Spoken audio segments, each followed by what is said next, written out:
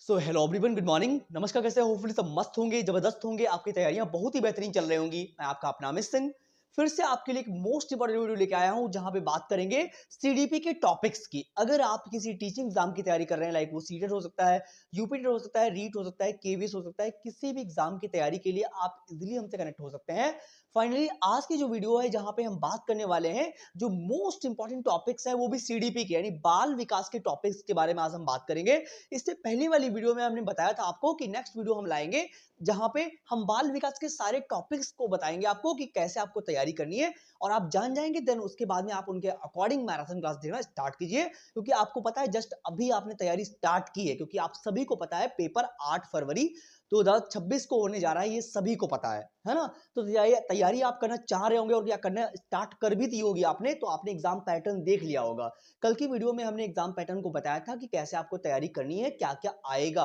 और आज की वीडियो में हम आपको बताएंगे कि जो है अलग अलग तरीके से किस तरीके से जो है हम टॉपिक्स को क्लियर कर सकते हैं, उनको भी डिफाइन करेंगे। क्लियर इतनी बात? चलते पे समझते हैं। होपफुली क्लास आपको बेहतर लगेगी और कोई भी डाउट रह जाए तो मुझे कमेंट जरूर करिएगा। भले ही हम लाइव नहीं है, फिर भी हम आपकी सारी बातों का जवाब देंगे 110%। कोई भी डाउट नहीं रहेगा, ये मैं गारंटी ले रहा हूं। और अगर आप पहली बार आए हैं तो लाइक से सब्सक्राइब तो कर ही लोगे, ये कोई कहने की बात नहीं है। चलते स्टार्ट करते हैं, समझते हैं कि कौन कौन से टॉपिक्स जो है इस बार मतलब कि आएंगे या आपके लिए मोस्ट इंपॉर्टेंट है ना। जो 26 में जो पेपर होने जा रहा है 8 फरवरी को, उसके लिए हमारे मोस्ट ऑफ द केस में बहुत ज्यादा इंपॉर्टेंट है। आपको बताना भी बहुत ज्यादा इंपॉर्टेंट है ताकि आप बेहतर तैयारी कर सको एक अच्छे डायरेक्शन में, है ना। चलो समझते हैं। देखो, अब मैं डिटेल में थोड़ा सा बताऊंगा आपको, एकदम ऐसे नहीं कि बता के चले गए। आपने थोड़ा सा किस तरीके से आपको तैयारी करनी है और क्या है ये भी बताऊंगा आपको। चलो सबसे पहले मैं पहले टॉपिक की बात करूं तो हमारा पहला टॉपिक क्या है? प्याजे। आपको पता है प्याजे के बारे में? प्याजे जो है वो एक रचनाकार हैं जिन्होंने डेवलपमेंट की प्रक्रिया को 4 भागों में बांट दिया है। यानी प्याजे जो है वो एक रचनाकार है जिन्होंने संज्ञानात्मक विकास का सिद्धांत दिया हुआ है, और ये सीटेट में मोस्ट इंपॉर्टेंट है ना। तभी मैंने इसको पहले नंबर पे लिखा हुआ है। सीटेट ने क्या क्या सॉरी प्याजे ने क्या किया हुआ है? डेवलपमेंट यानी विकास की जो प्रक्रिया होती है उनको 4 भागों में बांट दिया कि पहली सेंसरी मोटर होती है, फिर प्री ऑपरेशनल होती है, फिर कंक्रीट होती है, फिर फॉर्मल होती है ना। मतलब 4 भागों में बांट दिया। और इन्होंने कहा है कि बच्चा जो होता है वो एक नन्हा साइंटिस्ट होता है। क्या होता है? नन्हा वैज्ञानिक होता है। समझ गए हो मेरी बात को? तो ये बात आप पढ़ लीजिए, बढ़िया से जाके सर्च कीजिए, मेरे चैनल पे आपको पूरी क्लास मिल जाएगी। वहां से जाके आप प्याजे को बेहतर तरीके से क्लियर कर लीजिएगा, है ना। चाहे प्याजे हो चाहे वैगोस्की हो, दोनों लोगों ने क्या किया है? सिंपल बोला है कि बच्चा जो होता है जहां पे एक्टिव हो आपको वहां पे जाना है ना। आप ये नहीं कह सकते कि बच्चा जो है खाली प्लेट के रूप में पैदा हुआ है, आप ऐसा बिल्कुल भी नहीं कहेंगे। आपको पता होना चाहिए कि बच्चे जो होते हैं वो अन्वेषण करते हैं, खोज करते हैं, क्रिएटिव होते हैं। तो इस बात को आप क्लियर करना। तो ये प्याजे के बारे में बात की गई। आगे बात की गई बुद्धि के बारे में, जिसके बारे में बुद्धि के बारे में हार्वर्ड गार्डन ने बताया हुआ है। अब यहाँ पे इस सिद्धांत को आप जरूर पढ़ लीजिएगा कि बुद्धि जो होती है मल्टीपल टाइप्स की होती है, यानी कई प्रकार की होती है, जहां पे आईक्यू लेवल की बात करी गई है। तो आप जाके पूरा बुद्धि का सेशन एक बार देख लीजिएगा, ताकि 2-4 नंबर का ये भी टॉपिक आपका बेहतर क्लियर हो जाए, है ना। तो बहुत सिंपल तरीका है, आप आसानी से आईक्यू लेवल वगैरह निकालना देख लीजिएगा, कोई डाउट आपका रह ही नहीं जाएगा। ठीक है। अगर आप टॉपिक देखो, आप बहुत बार बोलते हो कि मैंने अभी कुछ भी पढ़ा नहीं है, तो मैं तैयारी किस डायरेक्शन में स्टार्ट करूं। तो ये वीडियो मेरा सिर्फ उनके लिए है जो ये कहते हैं कि मैंने अभी कुछ भी पढ़ा नहीं, तो मैं कैसे स्टार्टिंग करूं। तो मैं वही बताना चाहूंगा आपको कि जो है तैयारी आप पहले, जैसे मैंने आपको टॉपिक बता दिए, देन उसके बाद में आप एक एक टॉपिक पे मैराथन क्लास देखना स्टार्ट कीजिए। देन उसके बाद में आप क्या करने वाले हैं? मॉक टेस्ट लगाना स्टार्ट कीजिए। पहले आप मैराथन क्लास देख लोगे, मॉक टेस्ट हमें ये बताते हैं कि हम कितना पानी में हैं, हम कितना सीख चुके हैं। समझ रहे होंगे? तो ये बात आपको पढ़नी है। नेक्स्ट हमारा थर्ड टॉपिक है कोहलबर्ग। कोहलबर्ग ने क्या किया है? नैतिक विकास का सिद्धांत दिया हुआ है। बहुत सिंपल थियरी है, आप जाके एकदम बढ़िया तरीके से पढ़ सकते हैं, है ना। नैतिक विकास के बारे में 2 नंबर या 3 नंबर का क्वेश्चन तो आता ही आता है।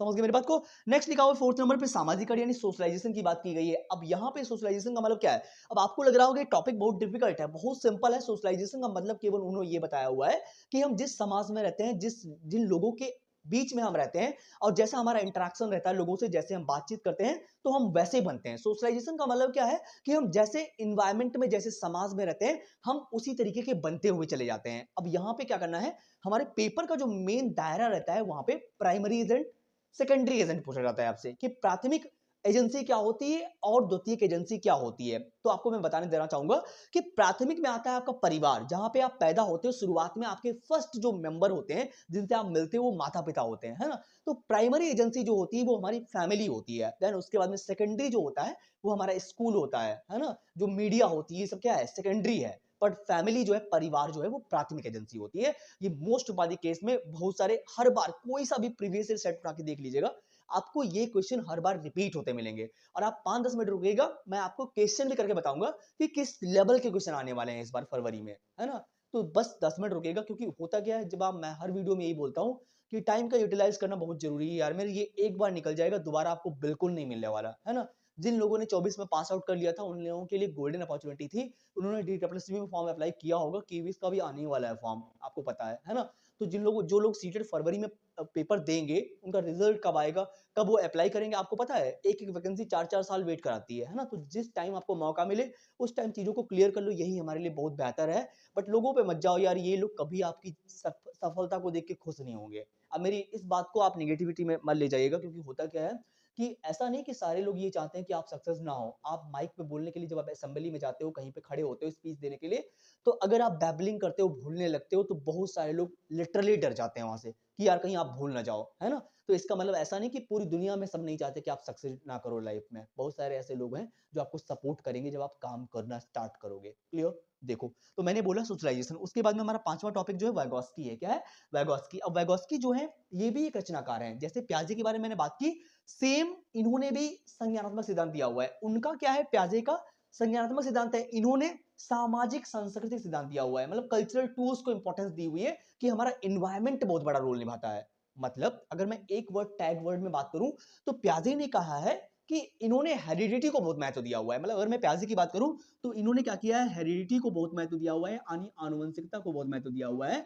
बल्कि जो हमारे वैगोस्की हैं, इन्होंने इन्वायरमेंट को बहुत रोल दिया हुआ है, क्योंकि आपको पता है जो डेवलपमेंट का प्रोसेस होता है, जो विकास की जो प्रक्रिया होती है, वो एनवायरमेंट और हेरिडिटी के गुणनफल के इक्वल होती है, बराबर होती है। आप ये नहीं कह सकते कि किसी भी बच्चे का विकास जो है केवल एनवायरमेंट अच्छा मिल गया होगा तो हो जाएगा, और उसको हेरिडिटी में जो मिला कोई मतलब नहीं, ऐसा नहीं कह सकते आप, ठीक है। अगर हेरिडिटी, उसके माँ बाप अच्छे हैं, क्वालिटी लायक हैं, तो बच्चा तो अच्छा होगा। अगर आपने उसको कंप्लीटली माहौल दिया नहीं है, तो वो पूर्णतया विकसित नहीं हो पाएगा, है ना। तो आपको दोनों चीजें देना बहुत जरूरी है। इसलिए आपने देखा होगा बहुत सारे लोग बोलते हैं कि हमारे एनवायरमेंट में अच्छा माहौल हो, ताकि हमारे बच्चों पे गलत अट्रैक्शन ना पड़े, गलत इफेक्ट ना पड़े, है ना, ताकि वो जैसा देखते हैं वैसे ही सीखते हैं। वैगोस्की ने ये भी बात बोली हुई कि इंटरेक्शन के बारे में, कि जैसे हम लोगों को ऑब्जर्व करते हैं, हमारी थिंकिंग, हमारी मेंटेलिटी वैसी होती चली जाती है।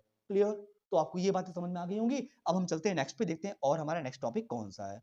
चलिए, जब आप मन लगा के चीजों को क्लियर करना चाहेंगे, तभी चीजें हो पाएंगी। आप ये नहीं कह सकते कि मुझे सक्सेस आज ही मिल जाए, है ना। तो आप इन चीजों को देख के बंद नहीं कर सकते कि अभी मुझे सक्सेस नहीं मिल पाई, क्या पता कल ही आपके जीवन में बदलाव आ जाए। बट आप 99% लोगों को आपने देखा होगा कि वो ये सोचते हैं कि हमारे जीवन में कल को ऐसा हो जाएगा, हमारे पास गाड़ी होगी, बंगला होगा, ये वो बवाल होगा, है ना। मैं लिटरली बता रहा हूँ, वो दिन कभी भी नहीं आने वाला अगर आप चुपचाप बैठे हुए हैं। क्लियर। जब तक आप कुछ नया करते नहीं है, तभी आपके लिए कुछ नया होता है ना। ये नहीं कि हमारे लिए न्यू ईयर बेस्ट होता है या दिवाली बेस्ट होती है। जिस दिन आप कुछ नया सोचते हैं करने के लिए, डे बाय डे उस फील्ड में, उस दिन से ही आप हाइट पकड़ने लगते हैं, है ना। जिस बैकग्राउंड को आप चुनते हैं, ऐसा नहीं कि हमारे लिए केवल यूपीएससी क्रैक करना ही हमारा मेन औचित्य रह गया है जिंदगी में। एक छोटी सी जिंदगी को आपने नौकरी में तोल दिया है, बिल्कुल कतई, कि अगर वो नहीं मिली तो हमारा अस्तित्व ही खत्म हो जाएगा।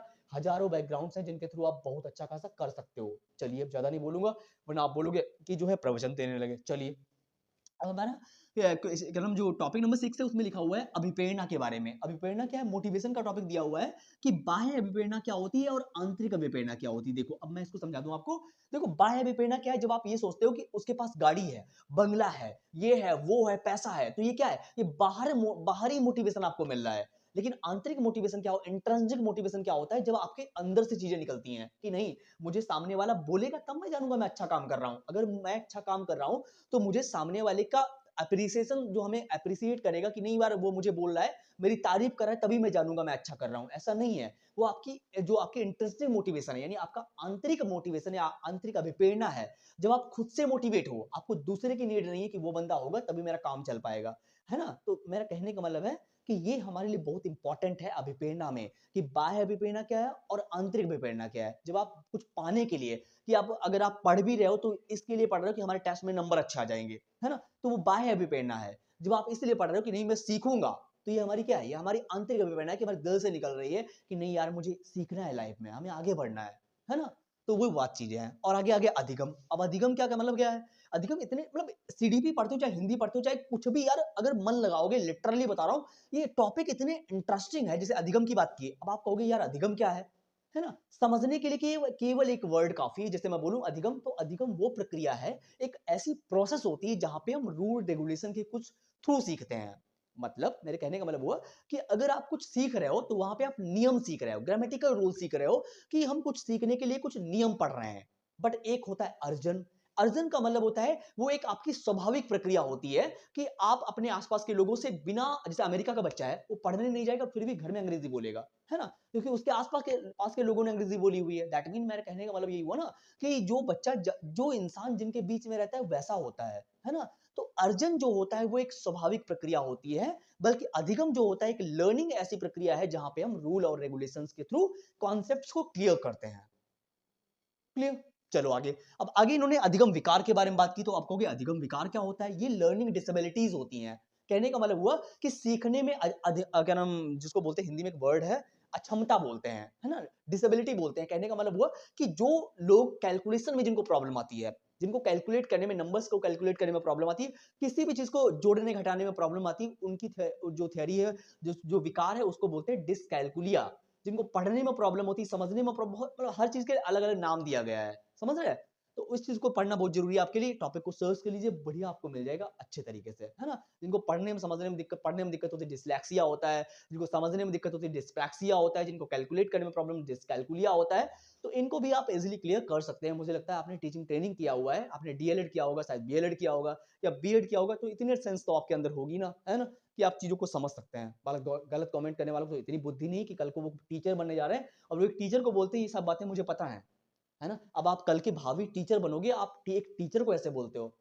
चलो कोई बात नहीं, इट्स ओके। आगे लिखा हो संज्ञान के बारे में आप पढ़ोगे और संवेग के बारे में। ये भी हमारे लिए बहुत जरूरी है कि जो हमारे इमोशंस होते हैं वो कैसे हैं, उनके बारे में भी जानना बहुत जरूरी है। चलो आगे लिखा हुआ है चॉम्स्की के बारे में। अब चॉम्स्की, अब यार टेंशन ना लो, चॉम्स्की बहुत अच्छे वैज्ञानिक हैं जिन्होंने कहा है कि हर बच्चे के अंदर, हर व्यक्ति के अंदर जो बचपन होता है उसके अंदर एलएडी होता है। क्या होता है? एलएडी। एलएडी का मतलब होता है लैंग्वेज एक्विजिशन डिवाइस, मतलब भाषा अधिग्रहण यंत्र होता है हर बच्चे के अंदर।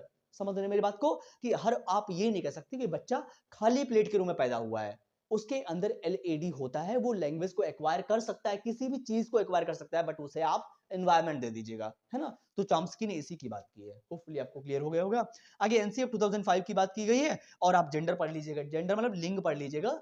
अब जेंडर की बात जहां पे आ जाएगी, अब थोड़ा मैं आपको बता दूं कि अगर आपके सामने लिख के आ जाए वहां पे सेक्स, क्या लिख के आ जाए? सेक्स, और एक आपके सामने लिख के आ जाए जेंडर, तो दोनों में आपको फर्क करना है, समझना होगा। हिंदी में कभी-कभी दोनों में लिंग लिख देता है ना?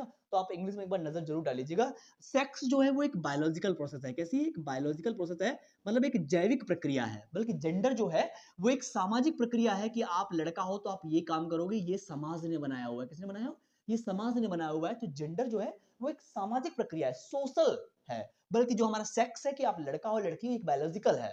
समझ रहे हैं? तो आप इसके बारे में स्टीरियोटाइपिंग पढ़ लीजिएगा, बहुत इंपॉर्टेंट है। स्टीरियोटाइपिंग तो आती ही आती है। वहां पे क्वेश्चंस होते हैं कि लड़का जो है ये काम कर रहा है तो लड़कियां जो है घर में खाना बनाएंगी, लड़के जो है वो वही बाहर कमाने जाएंगे। तो इन स्टीरियोटाइपिंग को खत्म करने की बातें हो रही हैं, आजकल एजुकेटर्स बहुत सारे काम भी कर रहे हैं। तो होपफुली ये टॉपिक्स आप क्लियर कर लीजिएगा। मैंने केवल 11 टॉपिक बताए हुए हैं सीडीपी में। अगर आपने इतने टॉपिक पढ़ लिए, लिटरली बता रहा हूँ, बहुत अच्छा पेपर जाएगा। चलिए अब 5 क्वेश्चंस कर लेते हैं ताकि आपके माइंड में थोड़ा सा कॉन्सेप्ट आ जाए कि किस लेवल के क्वेश्चन आने वाले हैं। चलिए क्वेश्चन देखिएगा। क्वेश्चन नंबर 1 को पढ़िएगा और जवाब दीजिए। बताइए इसका आंसर क्या होगा। होपफुली आप जवाब जरूर दे पाओगे अगर आप थोड़ा सा भी पढ़े होंगे। चलिए बताइए इसका आंसर क्या होगा।